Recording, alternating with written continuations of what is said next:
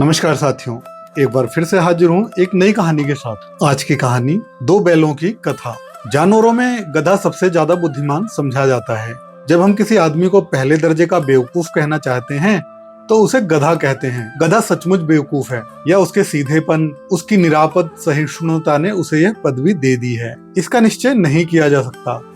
गायें सींग मारती हैं, ब्याई हुई गाय तो अनायास ही सिंघनी का रूप धारण कर लेती है। कुत्ता भी बहुत गरीब जानवर है, लेकिन कभी कभी उसे भी क्रोध आ ही जाता है। किंतु गधे को कभी क्रोध करते नहीं सुना, न देखा। जितना चाहो गरीब को मारो, चाहे जैसी खराब सड़ी हुई घास सामने डाल दो, उसके चेहरे पर कभी असंतोष की छाया नहीं दिखाई देगी।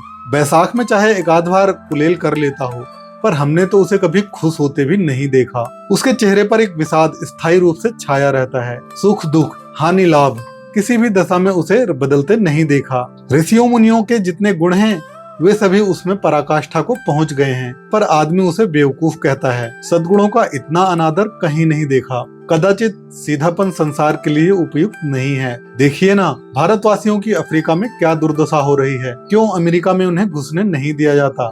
बेचारे शराब नहीं पीते, 4 पैसे कुसमे के लिए बचा कर रखते हैं, जी तोड़ काम करते हैं, किसी से लड़ाई झगड़ा भी नहीं करते, 4 बातें सुनकर गम खा जाते हैं, फिर भी बदनाम है। कहा जाता है वे जीवन के आदर्श को नीचा करते हैं। अगर वे ईंट का जवाब पत्थर से देना सीख जाते तो शायद सभ्य कहलाते। जापान की मिसाल सामने है। एक ही विजय ने उसे संसार की सभ्य जातियों में गण्य बना दिया। लेकिन गधे का एक छोटा भाई और भी है जो उससे कम ही गधा है, और वह है बैल। जिस अर्थ में हम गधे का प्रयोग करते हैं, कुछ उसी से मिलते जुलते अर्थ में बछिया के ताऊ का प्रयोग भी करते हैं। कुछ लोग बैल को शायद बेवकूफी में सर्वश्रेष्ठ कहेंगे, मगर हमारा विचार ऐसा नहीं है। बैल कभी कभी मारता भी है, कभी कभी अड़ियल बैल भी देखने में आता है, और भी कई रीतियों से अपना असंतोष प्रकट कर देता है। अतः ये उसका स्थान गधे से नीचा है। झूरी काछी के दोनों बैलों के नाम थे हीरा और मोती। दोनों पछाई जाति के थे, देखने में सुंदर, काम में चौकस, डील में ऊंचे। बहुत दिनों साथ रहते रहते दोनों में भाईचारा हो गया था।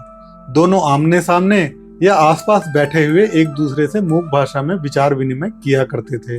एक दूसरे की मन की बात को कैसे समझा जाता है हम नहीं कह सकते। अवश्य ही उनमें कोई ऐसी गुप्त शक्ति थी जिससे जीवों में श्रेष्ठता का दावा करने वाला मनुष्य वंचित है।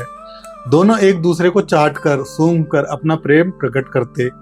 कभी कभी दोनों सींग भी मिला लिया करते, विग्रह के नाते नहीं, केवल विनोद के भाव से, आत्मीयता के भाव से।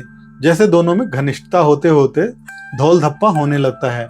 इसके बिना दोस्ती कुछ फुसफुसी, कुछ हल्की सी रहती है, जिस पर ज्यादा विश्वास नहीं किया जा सकता। जिस वक्त ये दोनों बैल हल या गाड़ी में जोत दिए जाते और गर्दन हिला हिला कर चलते, उस वक्त हर एक की चेष्टा यही होती थी कि ज्यादा से ज्यादा बोझ मेरी ही गर्दन पर है।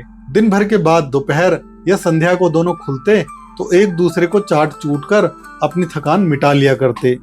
नाद में खली बूसा पड़ जाने के बाद दोनों साथ उठते, साथ नाद में मुंह डालते और एक साथ ही बैठते थे। एक मुंह हटा लेता तो दूसरा भी हटा लेता था। संयोग की बात है, झूरी ने एक बार गोई को ससुराल भेज दिया। बैलों को क्या मालूम वे क्यों भेजे जा रहे हैं। समझे, मालिक ने हमें बेच दिया। अपना यूं बेचा जाना उन्हें अच्छा लगा या बुरा, कौन जाने, पर झूरी के साले गया को घर तक गोई ले जाने में दांतों पसीना आ गया। पीछे से हाँकता तो दोनों दाएं बाएं भागते, पगहिया पकड़कर आगे से खींचता तो दोनों पीछे की ओर जोर लगाते, मारता तो दोनों सींगे नीची करके हुंकारते। अगर ईश्वर ने उन्हें वाणी दी होती तो झूरी से पूछते, तुम हम गरीबों को क्यों निकाल रहे हो? हमने तो तुम्हारी सेवा करने में कोई कसर नहीं उठा रखी। अगर इतनी मेहनत से काम ना चलता था तो और काम ले लेते। हमें तो तुम्हारी चाकरी में मर जाना कबूल था। हमने कभी दाने चारे की शिकायत नहीं की। तुमने जो कुछ खिलाया वह सिर झुकाकर खा लिया। फिर तुमने हमें इस जालिम के हाथ क्यों बेच दिया? संध्या समय दोनों बैल अपने नए स्थान पर पहुंचे। दिन भर के भूखे थे, लेकिन जब नाद में लगाए गए तो एक ने भी उसमें मुंह नहीं डाला। दिल भारी हो रहा था। जिसे उन्होंने अपना घर समझ रखा था वह आज उनसे छूट गया। यह नया घर, नया गांव, नए आदमी उन्हें बेगानों से लगते थे। दोनों ने अपनी मूक भाषा में सलाह की, एक दूसरे को कनखियों से देखा और लेट गए। जब गांव में सोता पड़ गया तो दोनों ने जोर मारकर पगहे तुड़ा डाले और घर की तरफ चले। पगहे बहुत मजबूत थे, अनुमान ना हो सकता था कि कोई बैल उन्हें तोड़ सकेगा। पर इन दोनों में इस समय दूनी शक्ति आ गई थी। एक एक झटके में रस्सियां टूट गई। झूरी प्रातःकाल सोकर उठा तो देखा कि दोनों बैल चरनी पर खड़े हैं। दोनों की गर्दनों में आधा आधा गराव लटक रहा था। घुटने तक पांव कीचड़ से भरे हैं और दोनों की आंखों में विद्रोह में ही स्नेह छलक रहा है। झूरी बैलों को देखकर स्नेह से गदगद हो गया। दौड़कर उन्हें गले लगा लिया। प्रेमालिंगन और चुंबन का वह दृश्य बड़ा ही मनोहर था। घर और गांव के लड़के जमा हो गए और तालियां बजा बजा कर उनका स्वागत करने लगे। गांव के इतिहास में यह घटना अभूतपूर्व न होने पर भी महत्वपूर्ण थी। बाल सभा ने निश्चय किया, दोनों पशुवीरों को अभिनंदन पत्र देना चाहिए। कोई अपने घर से रोटियां लाया, कोई गुड़, कोई चोकर, कोई भूसी। एक बालक ने कहा, ऐसे बैल किसी के पास ना होंगे। दूसरे ने समर्थन किया, इतनी दूर से दोनों अकेले चलकर आए हैं। तीसरा बोला, बैल नहीं हैं वे, उस जन्म के आदमी हैं। इसका प्रतिवाद करने का किसी को साहस नहीं हुआ। झूरी की स्त्री ने बैलों को द्वार पर देखा तो जल उठी। बोली, कैसे नमक हराम बैल हैं कि एक दिन वहां काम ना किया, भाग खड़े हुए। झूरी अपने बैलों पर यह आक्षेप सुन न सका। नमक हराम क्यों हैं? दाना चारा ना दिया होगा तो क्या करते? स्त्री ने रौब के साथ कहा, बस तुम ही तो बैलों को खिलाना जानते हो, और तो सभी पानी पिला पिला के रखते हैं। झूरी ने चिढ़ाया, चारा मिलता तो क्यों भागते? स्त्री चिढ़ी, भागे इसलिए कि वे लोग तुम जैसे बुद्धों की तरह बैलों को सहलाते नहीं, खिलाते हैं तो रगड़कर जोतते भी हैं। यह दोनों ठहरे कामचोर, भाग निकले। अब देखूं कहां से खली और चोकर मिलता है। सूखे भूसे के सिवा कुछ न दूंगी, खाएं चाहे मरें। वही हुआ। मजूर को बड़ी ताकीद की गई कि बैलों को खाली सूखा भूसा दिया जाए। बैलों ने नाद में मुंह डाला तो फीका फीका, ना चिकनाहट ना रस। क्या खाएं? रस भरी आंखों से द्वार की ओर ताकने लगे। झूरी ने मजूर से कहा, थोड़ी सी खली क्यों नहीं डाल देता बे? मालकिन मुझे मार ही डालेगी। चुरा कर डाला। ना दादा, पीछे से तुम भी उन्हीं किसी कहोगे। दूसरे दिन झूरी का साला फिर आया और बैलों को ले चला। अब की उसने दोनों को गाड़ी में जोता। 2-4 बार मोती ने गाड़ी को खाई में गिराना चाहा, पर हीरा ने संभाल लिया। वह ज्यादा सहनशील था। संध्या समय घर पहुंचकर उसने दोनों को मोटी रस्सियों से बांधा और कल की शरारत का मजा चखाया। फिर वही सूखा भूसा डाल दिया। अपने दोनों बैलों को खली चूनी सब कुछ दी। दोनों बैलों का ऐसा अपमान कभी ना हुआ था। झूरी इन्हें फूल की छड़ी से भी न छूता था। उसकी टिटकार पर दोनों उड़ने लगते थे। यहाँ मार पड़ी, आहत सम्मान की व्यथा तो थी ही, उस पर मिला सूखा भूसा। नाद की तरफ आंखें ना उठाई। दूसरे दिन गया ने बैलों को हल में जोता, पर इन दोनों ने जैसे पांव ना उठाने की कसम खा ली थी। वह मारते मारते थक गया, पर दोनों ने पांव ना उठाया। एक बार जब उस निर्दयी ने हीरा की नाक पर खूब डंडे जमाए तो मोती का गुस्सा काबू से बाहर हो गया। हल लेकर भागा। हल, रस्सी, जुआ, जोत सब टूट टाट कर बराबर हो गए। गले में बड़ी बड़ी रस्सियां ना होती तो दोनों पकड़ाई में ना आते। हीरा ने मूक भाषा में कहा, भागना व्यर्थ है। मोती ने उत्तर दिया, तुम्हारी तो इसने जान ही ले ली थी, अब की बड़ी मार पड़ेगी। पड़ने दो, बैल का जन्म लिया है तो मार से कहां तक बचेंगे। गया 2 आदमियों के साथ दौड़ा आ रहा है, दोनों के हाथ में लाठियां हैं। मोती बोला, कहो तो दिखा दूं कुछ मजा, मैं भी लाठी लेकर आ रहा है। हीरा ने समझाया, नहीं भाई, खड़े हो जाओ, मुझे मारेगा तो मैं भी 1-2 को गिरा दूंगा। नहीं, हमारी जाति का यह धर्म नहीं है। मोती दिल में ऐंठ कर रह गया। गया आ पहुंचा और दोनों बैलों को पकड़कर ले चला। कुशल हुई कि उसने इस वक्त मारपीट नहीं की, नहीं तो मोती भी पलट पड़ता। उसके तेवर देखकर गया और उसके सहायक समझ गए कि इस वक्त टल जाना ही मसलहत है। आज दोनों के सामने फिर वही सूखा भूसा लाया गया। दोनों चुपचाप खड़े रहे। घर में लोग भोजन करने लगे। उस वक्त एक छोटी सी लड़की 2 रोटियां ले निकली और दोनों के मुंह में देकर चली गई। उस एक रोटी से इनकी भूख तो क्या शांत होती, पर दोनों के हृदय को मानो भोजन मिल गया। यहाँ भी एक सज्जन का वास है। लड़की भैरों की थी, उसकी माँ मर चुकी थी। सौतेली माँ उसे मारती रहती थी, इसलिए इन बैलों से एक प्रकार की आत्मीयता हो गई थी। दोनों दिन भर जोते जाते, डंडे खाते, अड़ते। शाम को थान पर बांध दिया जाता और रात को वही बालिका उन्हें 2 रोटियां खिला जाती।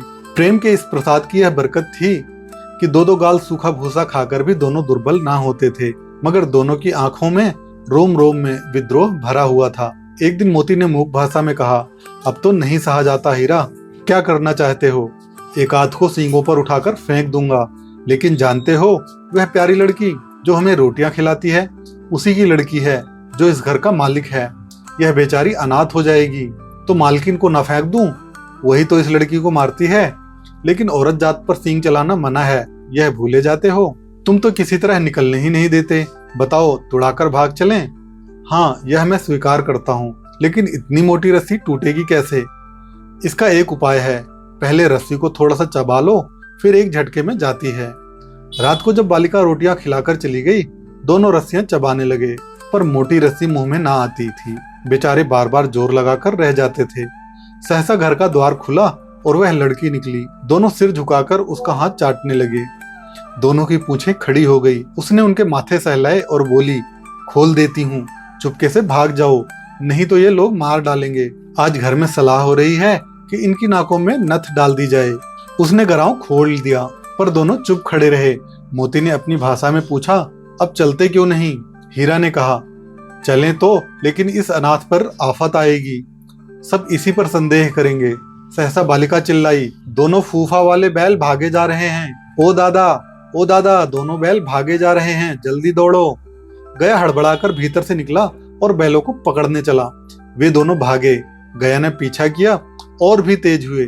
गया ने शोर मचाया, फिर गांव के कुछ आदमियों को भी साथ लेने के लिए लौटा। दोनों मित्रों को भागने का मौका मिल गया, सीधे दौड़ते चले गए। यहाँ तक कि मार्ग का ज्ञान ना रहा। जिस परिचित मार्ग से आए थे उसका यहाँ पता न था। नए नए गांव मिलने लगे। दोनों एक साथ एक खेत के किनारे खड़े होकर सोचने लगे, अब क्या करना चाहिए। हीरा ने कहा, मालूम होता है राह भूल गए, तुम भी बेतहासा भागे, वहीं उसे मार गिराना था। उसे मार गिराते तो दुनिया क्या कहती? वह अपना धर्म छोड़ दे, लेकिन हम अपना धर्म क्यों छोड़ें? दोनों भूख से व्याकुल हो रहे थे। खेत में मटर खड़ी थी, चरने लगे। रह रहकर आहट लेते रहते थे, कोई आता तो नहीं। जब पेट भर गया, दोनों ने आजादी का अनुभव किया तो मस्त होकर उछलने कूदने लगे। पहले दोनों ने डकारे ली, फिर सींग मिलाए और एक दूसरे को ठेलने लगे। मोती ने हीरा को कई कदम पीछे हटा दिया, यहाँ तक कि वह खाई में गिर गया।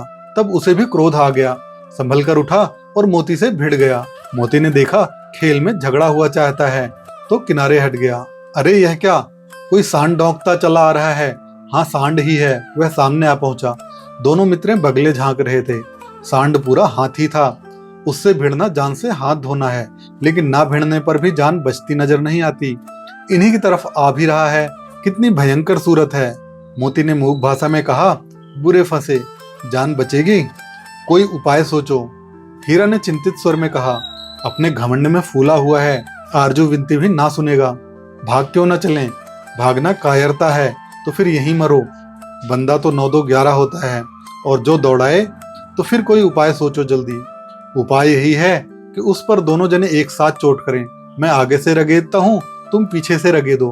दोहरी मार पड़ेगी तो भाग खड़ा होगा। मेरी ओर झपटे, तुम बगल से उसके पीठ में सींग घुसेड़ देना। जान जोखिम है, पर दूसरा उपाय नहीं है। दोनों मित्र जान हथेलियों पर लेकर लपके। सांड को भी संगठित शत्रुओं से लड़ने का तजुर्बा ना था। वह तो एक शत्रु से मल्ल युद्ध करने का आदी था।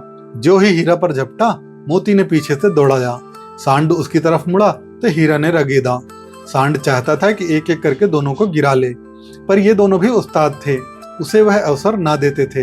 एक बार सांड झल्लाकर हीरा का अंत कर देने के लिए चला कि मोती ने बगल से आकर उसके पेट में सींग भोंक दिया। सांड क्रोध में आकर पीछे फिरा तो हीरा ने दूसरे पहलू में सींग चुभो दिया।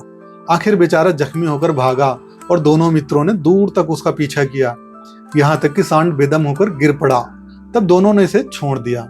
दोनों मित्र जीत के नशे में झूमते चले जाते थे। मोती ने सांकेतिक भाषा में कहा, मेरा जी चाहता था कि बच्चा को मार ही डालूं। हीरा ने तिरस्कार किया, गिरे हुए बैरी पर सींग न चलाना चाहिए, यह सब ढोंग है। बैरी को ऐसा मारना चाहिए कि फिर ना उठे। अब घर कैसे पहुंचेंगे वह सोचो, पहले कुछ खा लें फिर सोचें। सामने मटर का खेत था ही, मोती उसमें घुस गया। हीरा मना करता रहा पर उसने एक ना सुनी। अभी 2-4 ग्रास ही खाए थे कि 2 आदमी लाठियां लिए दौड़ पड़े और दोनों मित्रों को घेर लिया। हीरा तो मेड़ पर था, निकल गया। मोती सींचे हुए खेत में था, उसके खुर कीचड़ में धंसने लगे, ना भाग सका, पकड़ लिया। हीरा ने देखा संगी संकट में है तो लौट पड़ा। फंसेंगे तो दोनों फंसेंगे। रखवालों ने उसे भी पकड़ लिया। प्रातःकाल दोनों मित्र कांजी हाउस में बंद कर दिए गए। दोनों मित्रों को जीवन में पहली बार ऐसा सभी का पड़ा था कि सारा दिन बीत गया और खाने को एक तिनका भी ना मिला। समझ ही में नहीं आया यह कैसा स्वामी है, इससे तो गया फिर भी अच्छा था। यहाँ कई भैंसे थी, कई बकरियां, कई घोड़े, कई गधे, पर किसी के सामने चारा ना था। सब जमीन पर मुर्दों की तरह पड़े थे। कई तो इतने कमजोर हो गए थे कि खड़े भी ना हो सकते थे। सारा दिन दोनों मित्र फाटक की ओर टकटकी लगाए देखते रहे, पर कोई चारा लेकर आता ना दिखाई दिया। तब दोनों मित्रों ने दीवार की नमकीन मिट्टी चाटनी शुरू की, पर इससे क्या तृप्ति होती। रात को भी जब कुछ खाने को न मिला तो हीरा के दिल में विद्रोह की ज्वाला धधक उठी। मोती से बोला, अब नहीं रहा जाता मोती। मोती ने सिर लटकाए हुए जवाब दिया, मुझे तो मालूम होता है कि प्राण निकल रहे हैं। इतनी जल्दी हिम्मत ना हारो भाई, यहाँ से भागने का कोई उपाय निकालना चाहिए। आओ दीवार तोड़ डालें। मुझसे तो अब कुछ नहीं होगा, बस इसी बूते पर अकड़ते थे, सारी अकड़ निकल गई। बाड़े की दीवार कच्ची थी, हीरा मजबूत तो था ही। अपने नुकीले सींग दीवार में गड़ा दिए और जोर मारा तो मिट्टी का एक चिप्पड़ निकल आया। फिर तो उसका साहस बढ़ा। उसने दौड़ दौड़ कर दीवार पर चोटें की और हर चोट में थोड़ी थोड़ी मिट्टी गिराने लगा। उसी समय काजी हाउस का चौकीदार लालटेन लेकर जानवरों की हाजिरी लेने आ निकला। हीरा का उजटपन देखकर उसे कई डंडे रसीद किए और मोटी सी रस्सी से बांध दिया। मोती ने पड़े पड़े कहा, आखिर मार खाई, क्या मिला? अपने बूते भर जोर तो मार दिया। ऐसा जोर मारना किस काम का कि और बंधन में पड़ गए। जोर तो मारता ही जाऊंगा, चाहे कितने ही बंधन पड़ जाएं। जान से हाथ धोना पड़ेगा, कुछ परवाह नहीं, यूं भी तो मरना ही है। सोचो, दीवार खुद जाती तो कितने जाने बच जाती। इतने भाई यहाँ पे बंद हैं, किसी की देह में भी जान नहीं है। 2-4 दिन यही हाल रहा तो सब मर जाएंगे। हाँ, यह बात तो है।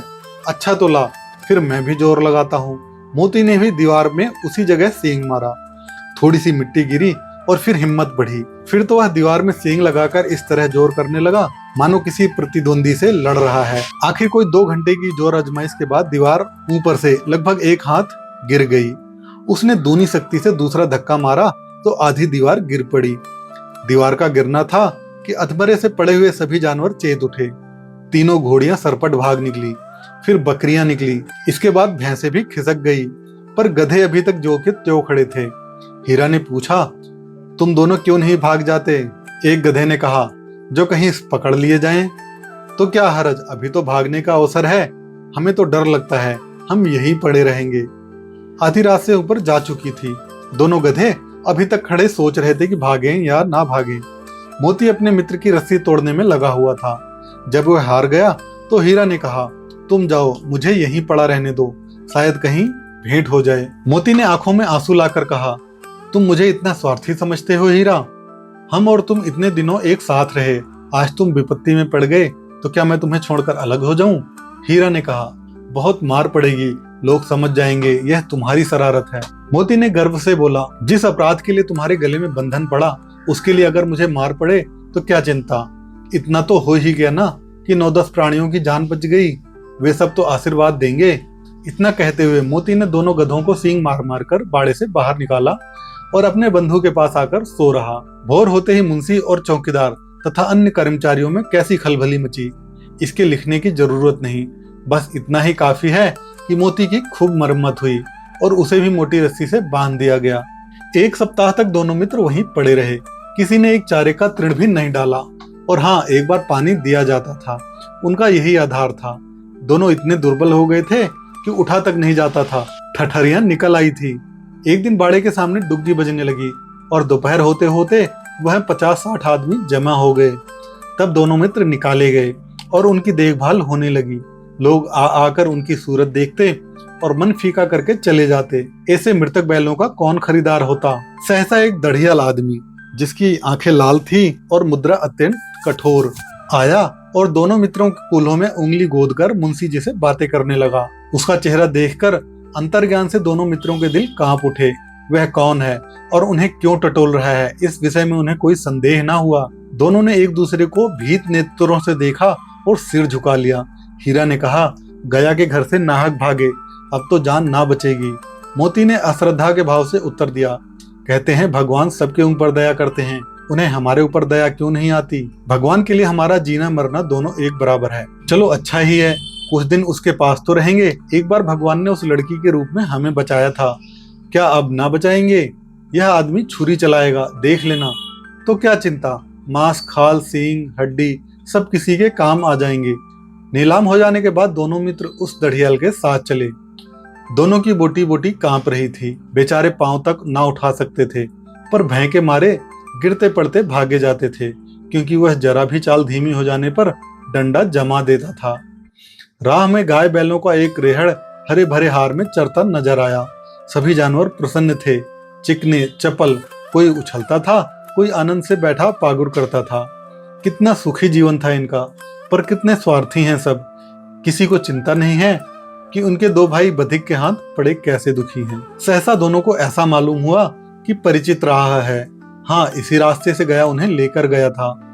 वही खेत, वही बाग, वही गांव मिलने लगे। प्रतिक्षण उनकी चाल तेज होने लगी। सारी थकान, सारी दुर्बलता गायब हो गई। आह, यह लो, अपना ही हार आ गया। इसी कुएं पर हम पुर चलाने आया करते थे। यही कुआं है। मोती ने कहा, हमारा घर नगीच आ गया है। हीरा बोला, भगवान की दया है। मैं तो अब घर भागता हूँ। यह जाने देगा, इसे मैं मार गिराता हूँ। नहीं नहीं, दौड़कर थान पर चलो, वहां से आगे ना जाएंगे। दोनों उन्मत्त होकर बछड़ों की भांति कुलेल मारते हुए घर की ओर दौड़े। वह हमारा थान है। दोनों दौड़कर अपने थान पर आए और खड़े हो गए। दढ़ियल भी पीछे पीछे दौड़ा चला आता था। झूरी द्वार पर बैठा धूप खा रहा था। दोनों बैलों को देखते ही दौड़ा और उन्हें बारी बारी से गले लगाने लगा। मित्रों की आंखों से आनंद के आंसू बहने लगे। एक झूरी का हाथ चाट रहा था। दढ़ियल ने जाकर बैलों की रस्सियां पकड़ ली। झूरी ने कहा, मेरे बैल हैं।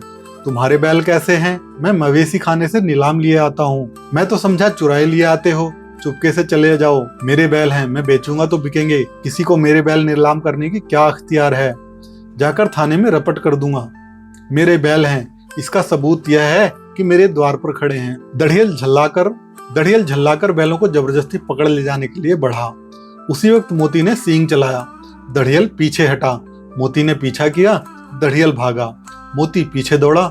गांव के बाहर निकल जाने पर वह रुका। वहां खड़ा दढ़ियल रास्ता देख रहा था। दढ़ियल दूर खड़ा धमकियां दे रहा था, गालियां निकाल रहा था, पत्थर फेंक रहा था, और मोती विजयी सूरों की भांति उसका रास्ता रोके खड़ा था। गांव के लोग यह तमाशा देखते थे और हंसते थे। जब दढ़ियल हार कर चला गया तो मोती अकड़ता हुआ लौटा। हीरा ने कहा, मैं तो डर गया था, कहीं तुम गुस्से में आकर मार ना बैठो। अगर वह मुझे पकड़ता तो मैं बेमारे ना छोड़ता। अब ना आएगा तो दूर से ही खबर लूंगा, देखूं कैसे ले जाता है। जो गोली मरवा दे, मर जाऊंगा, पर उसके काम ना होऊंगा। हमारी जान को कोई जान नहीं समझता, इसलिए कि हम इतने सीधे हैं। जरा देर में नादों में खली, भूसा, चोकर और दाना भर दिया गया और दोनों मित्र खाने लगे। झूरी खड़ा दोनों को सहला रहा था और 20 लड़के तमाशा देख रहे थे। सारे गांव में उत्साह सा मालूम होता था। उसी समय मालकिन ने आकर दोनों के माथे चूम लिए। साथियों, आज की कहानी कैसी लगी कमेंट बॉक्स में कमेंट करके बताइएगा। आपको किस तरह की कहानियां सुनना पसंद है, कमेंट बॉक्स में जरूर लिखिएगा। जल्दी ही उपस्थित होता हूं साथियों एक नई कहानी के साथ। तब तक के लिए नमस्कार। आपका समय शुभ हो।